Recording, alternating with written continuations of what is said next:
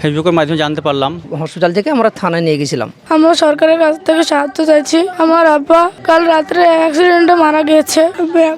বর্তমানে আমরা অবস্থান করছি বেলডাঙ্গা থানার কাজিশে, যা আপনারা জানেন গতকালকে সরণি মোড়ে যে ডাম্পারের ধাক্কা নিহত হয়েছে তার ভাইপো এবং তার পরিবার পরিজনদেরকে পেয়েছি। আমরা জানবো আজকে আপনার দাদাকে হারিয়ে কতটা বেদনাদায়ক আছেন। অনেকটা দুঃখ আমরা প্রকাশ করছি, যেটা আমরা বলে বোঝাতে পারবো না, কারণ এইসব দুঃখ যে বার্থডে উপর দিয়ে যায় তারাই বুঝতে পারে, এটা তারা সেটা এই অনুভব করতে পারবেন।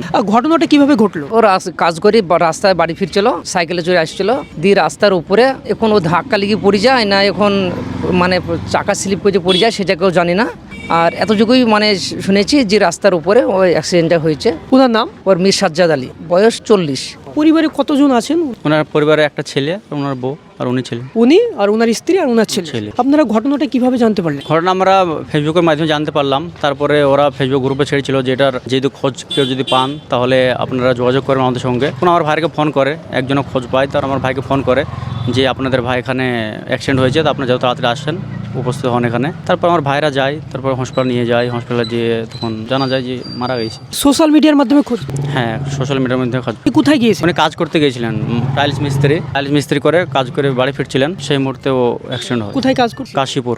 কাশীপুর থেকে। এখান থেকে কতটা দূর? 8-10 কিলোমিটার। দুর্ঘটনা ঘটেছে, তারপরে প্রশাসনের সহযোগিতা পাওয়া গেছে? প্রশাসনের সহযোগিতা বলতে গেলে আপনার স্পটেডও ছিলাম না, এখন যারা গিয়েছিল তারা ওখানে পাবলিকগুলোকে হসপিটালে নিয়ে এসেছিল, ওখান থেকে পাশে থানা, তারপরে হসপিটাল থেকে আমরা থানায় নিয়ে গেছিলাম। ওখান থেকে যা সহযোগিতা করার প্রশাসন করেছিল, এতটুকুই। কোথায় আছেন এখন?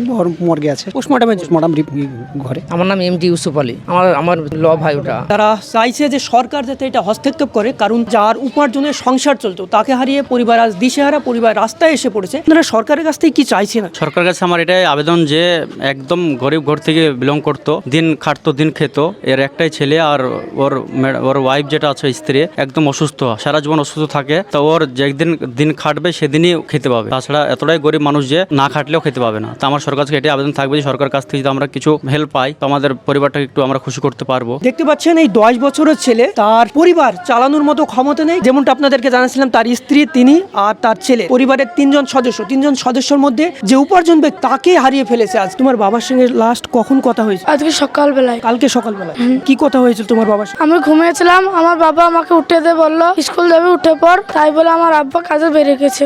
তারপরে আর ফিরে আসেন। তোমরা কিভাবে জানতে পারলে? আমরা ওই খবরের মাধ্যমে জানতে পেরেছি। তারপরে যোগাযোগ?